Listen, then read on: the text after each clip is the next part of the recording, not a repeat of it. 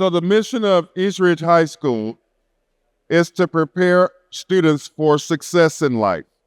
The vision is to ensure high levels of academic and personal growth for all learners. And I want to stress these two pieces here, academic and personal. So we'll talk about that in a few. All children in Hamilton County will thrive and experience a future without limits. That's the Hamilton County's overall mission. Here at East Ridge, we're working on some of that personalization, and as I was just speaking of, through what we call our Pioneer Ps. And so it's like a school-wide system developed through a program called CHIMPS that allows us to articulate expected behaviors in areas of our school. But overall, we strive to ensure that our students are acting and being polite to each other, being productive and professional. And it looks, what does it look like in the hallway? What does it look like in the classroom? And so you'll see that this is broken down and discussed on multi-levels, and it's beneficial for us to articulate it so that we can help students understand what it means to fulfill these expectations. You're going to notice that I'm going to be clicking twice because we just used one presentation, so one slide is Spanish, one is English, so if I double click, just know. So, why are we here? ESSA, the Every Student Succeeds Act, requires that each Title I school hold an annual meeting of Title I families in order to inform you of the school's participation in Title I, explain the requirements of Title I, and explain your rights as parents and family members as you are involved. I'm going to stand on this side because the light over there is, there we go. What will I learn? You're going to learn all this. No, just kidding. What is a Title I school? What are my rights? What can Title I funds be used for? How does our school use Title I funds? What is our school improvement plan? What is our school-wide program goals? How is parent and family engagement funded? What is the parent and family compact and engagement policy? And that's what most of you have on that yellow sheet, and we'll talk about that in a moment. What is the school parent compact? That's also we'll be discussing. What curriculum does our school use? What test will my child be taking? How can I be involved? And who can I contact for help?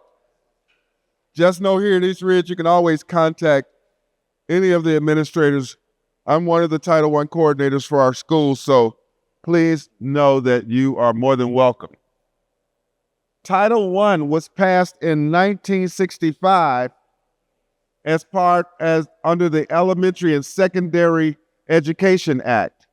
It is the largest federal assistance program for our nation's schools. Title I schools receive extra funding called Title I dollars from the federal government. These dollars are used to identify students experiencing academic difficulties and provide assistance to help these students.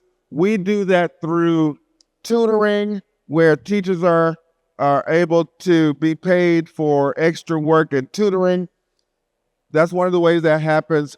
Through our transportation, we can use Title I funds to help transport students to and from our tutoring programs, because, again, it's all aligned with this bullet here. We can purchase additional staff, some of our additional support staff, like maybe teachers' assistants, our E&L support staff, or other staff that helps us meet the goals of Title I. We just can't go out and hire anybody to give them any kind of role. Those roles must be aligned with the goals of Title I. We conduct parent and family engagement meetings, trainings, and events and/or activities. I'm so excited that we have a teacher who returned from being a math teacher here to come back to be our family partnership specialist. And when I was principal at Orchard Knob Elementary, she was there with me, and she does a great job. And I'm so excited that Miss Yancey, who is out here walking around, will be that person that you may be hearing from. Miss Yancey and Miss Rivera will be doing that. Miss Yancey will be mostly communicating with our English-speaking parents. Miss Rivera will be mostly speaking to our non-English speaking parents. What are my rights? The families and parents of Title I students have a right by law to be involved in decisions made both at the school and district level. How many of you all knew that? Rights, not opportunities. To be provided with information on your child's level of achievement on tests in reading, language arts, writing, mathematics, science, and also to request and receive information on the qualifications of your child's teacher and paraprofessionals who are working with your child by communicating with the school administration. Mr. Thurkill, is that lady qualified to be teaching my student? Sure, let me show you why. And so you have a right to know that. Anytime you come and ask, we have to show you.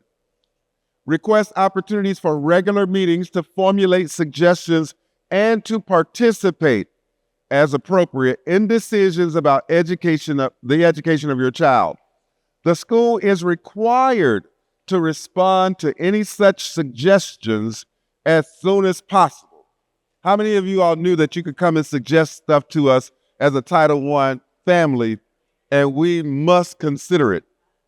It may not be feasible, but we have to take it into consideration and at least give it some thought and some consideration. What can Title I funds be used for? In addition to extra staff and some of the things that I just mentioned, in general, Title I funds may be used to help reduce class sizes, which means that we get more teachers, we can reduce the number of students in each class through the additional teachers and paraprofessionals. We can get additional training for our staff, extra time for instruction that's either before or after school, parent and family engagement activities, and/or a variety of supplemental teaching materials, equipment, and technology. So in our Title I budget, a certain percentage of the total amount allocated must be used just for you, just for parent and family engagement opportunities. We can maybe hire someone to come in and do some professional development with parents, or we can use some of the money on providing snacks. Let me say this too. The pizza that you're enjoying today was provided by one of our partners. In Title I, we would not have been able to provide a meal. We could provide snacks, but it can't equal a meal. So if we give you some pizza and a drink, that's a whole meal. So we had to get other partners that we have, and we're so gracious. Miss Mitchell, who was the partner that provided the pizza? Semper. Was it Semper? Semper, one of our Semper partners, provided the pizza. So we can take donations so that we can make sure we feed you more. How does East Ridge use Title I funds? In 24-25, our school was allotted an approximately $252,000 in Title I funding. We developed a school-wide program, which means that we plan to spend our funds on the following: educational assistance, truancy specialists and family partnership specialists, Success Academy facilitator, our deans of students, and some of the programs and materials that we're using our money for is funding for tutoring, supplies and transportation, instructional needs, supplies, and technology. What is an SIP? It stands for School Improvement Program. That includes identification of the planning team and how they will be engaged in the planning process, a needs assessment and summary of academic and non-academic data, prioritized goals, strategies, action steps to help address the academic and non-academic needs of students, teacher and staff professional development needs, and budget and the coordination of resources. And want to just give a shout out to Mr. Thomas and Mrs. Clark for serving on our SIP, and Joey Thomas from SIMPA. So, and Amber Clark, each Title I team is required to have a parent involved on it. It's required to have a community partner. So this is our parent liaison, Ms. Amber Clark, and here is our community partner. What are our school-wide program goals? In literacy, by the summer of 2024, East Ridge will meet the following accelerated student learning goal in literacy. A minimum of 24.9% of our students who take English 1 or English 2 EOC will score on track or mastered on TN Ready annual assessments.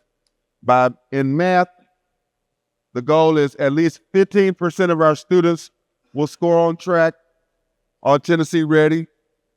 And in biology, those tested areas, these are those three, at least 10% of our students will score on track through TN Ready and through the biology assessment. Let me pause right here and say that it's interesting. We haven't gotten our official data to be released to the public back from the state yet. So they'll say it's embargoed, and it's embargoed. So as soon as we get that information, not only will it be published on the state's report card, but we will have it updated here at the school level as well. So just please know that that's coming, and it's typically late every year. What are our school-wide program goals? To decrease chronic absenteeism. Lord, I'm the preacher for chronic absenteeism. If I'm on your students, or if I call you, she just left. Miss Massengale, the lady that was standing right there. Let me give it to you in a nutshell. Chronic absenteeism says, I know you may have had to take a day out of school. I know you may have had death in the family. I know you may have been hospitalized. But whatever the reason is, chronic absenteeism says that you were not available for instruction.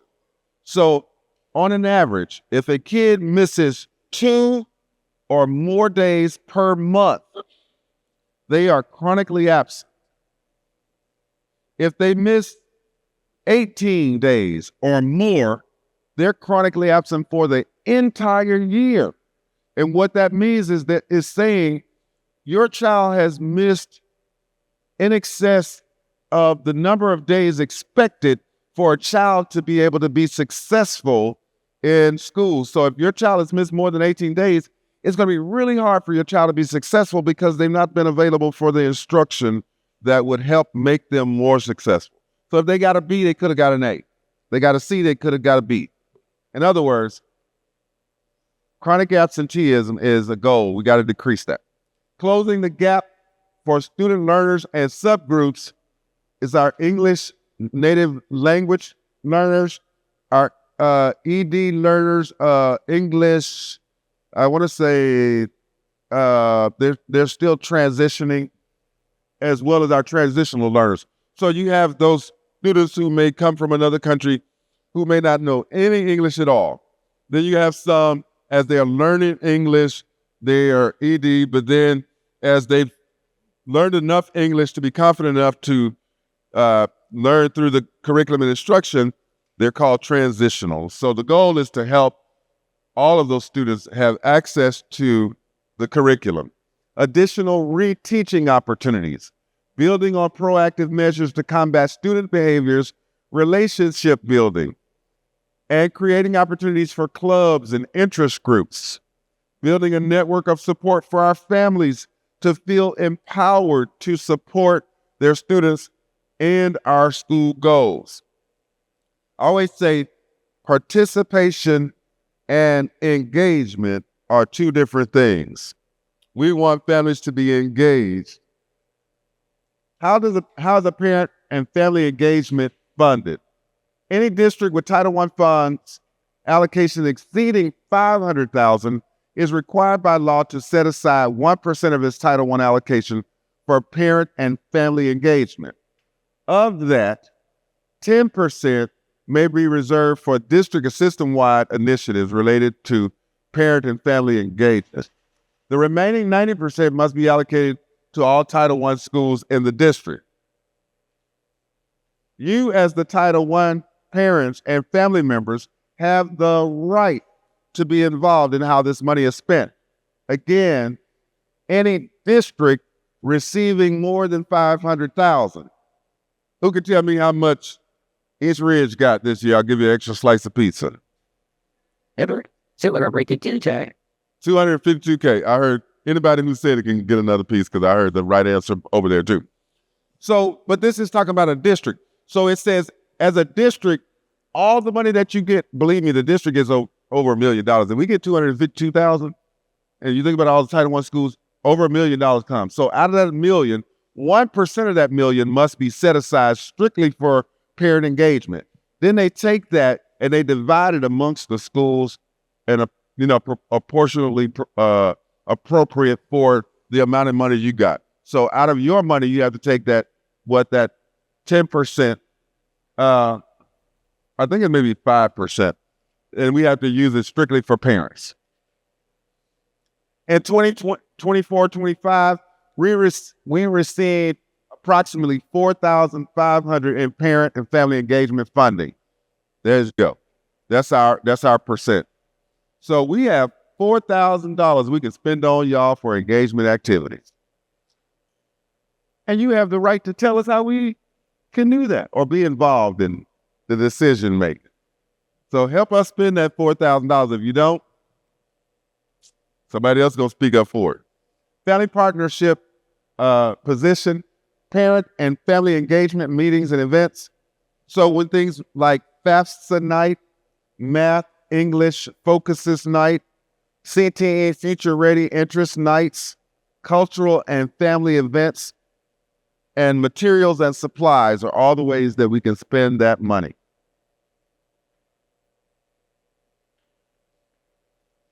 What is the School Parent Compact? You have that in front of you. A School Parent Family Compact is a written commitment that outlines how the entire school community, teachers, families, students, will share the responsibility of improved academics. So on that sheet, you're going to see what's the parent's responsibility, what's the student's responsibility, what's the school's responsibility, and teacher responsibility, which also falls under the school. So please know that those are all laid out there, and it provides high quality.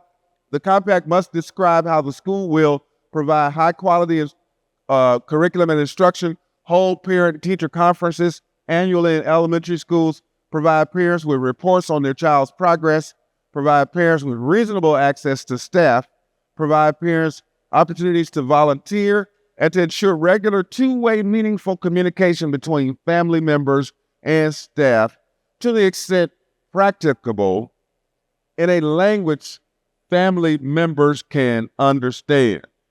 You see, we're doing that tonight. For our English-speaking parents, you're here. our non-English speaking parents are in the library. So you as a Title I parent or a family member have the right to be involved in development of the compact. And so we did seek the advice and send it out to our partners to let them see that. And so what you have there is the end result of that. What is a school parent compact? The East Ridge High School School Parent Compact will be distributed to all students on Friday, August 30th. So tonight, for any of their students that are not with you, they're going to get a copy of it tomorrow. And we'll also place it on our school website so that you can have it there. What curriculum does our school use? The Tennessee Academic Standards provides a common set of expectations for what students will know and be able to do at the end of the grade for each subject area. The Tennessee Academic Standards form the framework for everything taught at East Ridge High School. For more information about our Tennessee Academic Standards, you can go to the TDOE's website and look up the standards. But you can also visit our school's webpage, and if you go under the tab that says For Students, I have placed there what we call our COAB. And that'll speak to behaviors, but it's also got other components in there that speaks to the district expectations around the academic achievement. So please don't hesitate to go visit there. If you can't find it, don't hesitate to give us a call here at the school. We'll be more than happy to help you. What tests will my students be taking? I hope it's got an S on it. Students will take a benchmark test throughout the year to measure their progress in math and ELA. Ninth grade students will take the Algebra 1 and English 1 EOCs, end of course exams. 10th graders will take Geometry and English 3 end of course exams. 11th grade students will take Algebra 2, U.S. History, Biology and Biology EOCs, as well as the ACT. Also, 12th grade students will take the civics exam, the ASVAB, the ACT, and for those that are in AP classes, whether it be any grade, they'll also take those. Many students will take advanced placement and dual credits exams as determined by their schedule. Basically what I was just saying. So let me pause right here and ask, does anybody have any questions about this part? Everybody good on that?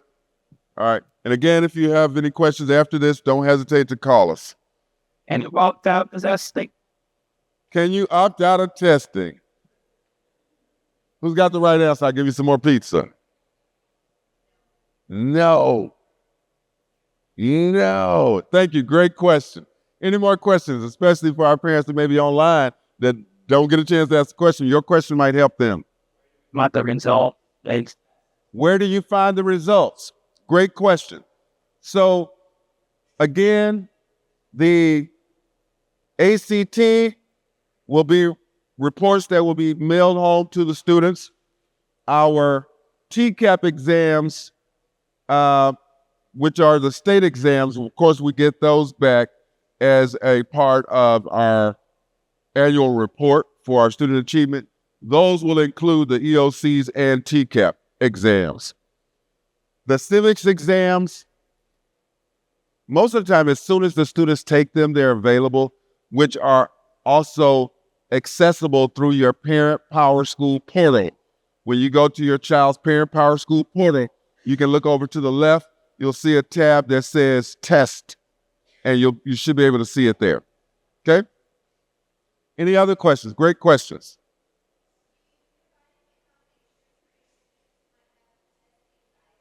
Oh, yes. Yes.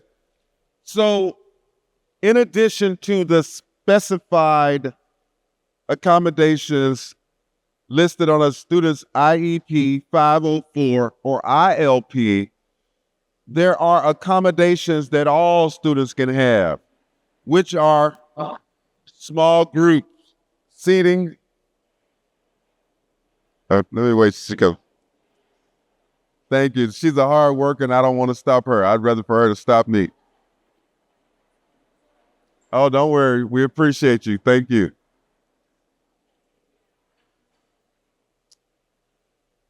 What was I saying?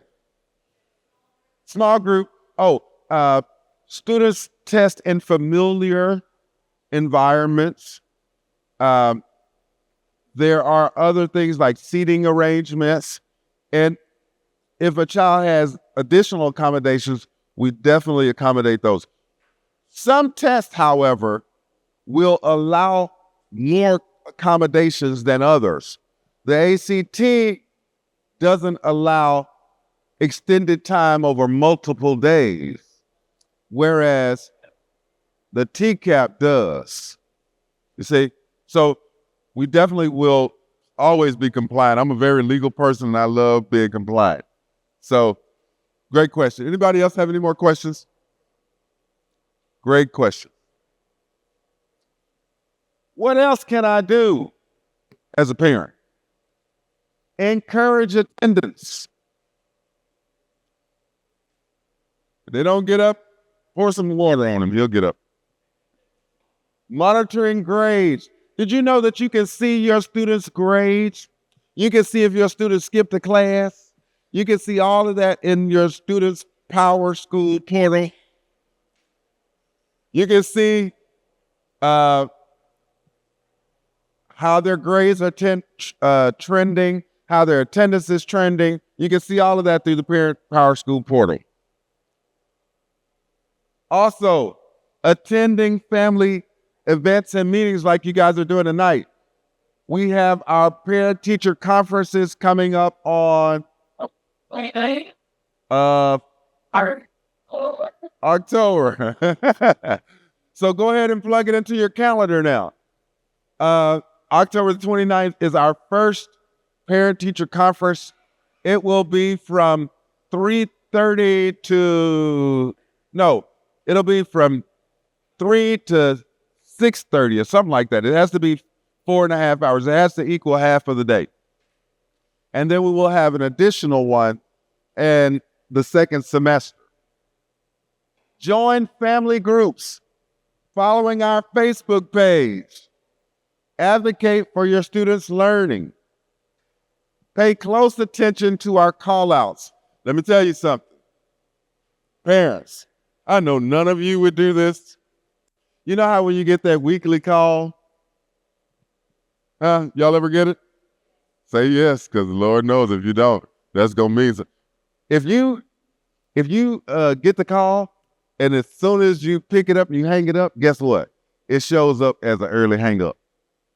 If you are one of those parents, well, I had some parents one time that, they'd always come in and say, Mr. Thurkel, I didn't get that message. I say, I know because you blocked the school's number. I would never do that, Mr. Thurkel. Yes, you would, because I got you on the list. Look at your name, it's right here.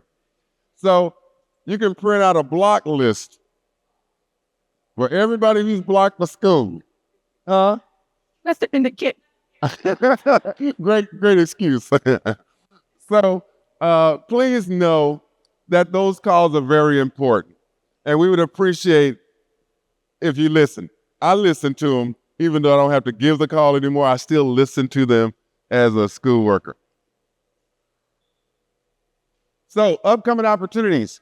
Parent and Senior Financial Aid presentation with Eric Farmer and local college reps will be Tuesday, September the 10th from 5:30 to 6 p.m. If you want to take a snapshot of this page with your phone, please feel free to do so. Our FAFSA night for seniors are going to be Thursday, October the 3rd. And parent-teacher conferences is October the 29th, where we write.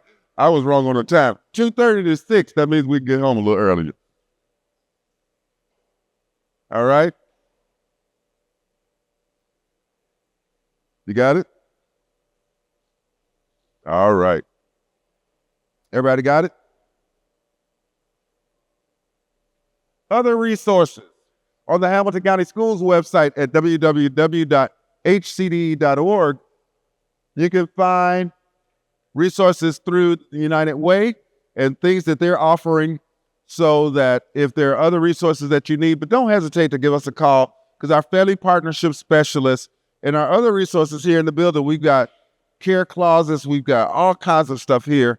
And so if you're struggling with something as a Title I school, we can do our very best to help as much as we can, or connect you with a resource that can help you. So please know, following this, you're allowed to go to the teachers' classrooms to meet with the teacher or department areas where they're gathered. Parents that are online, please know that you can always give us a call at 423-867-6200, and we'll be here to help you with whatever we can. Thank you, and have a good night.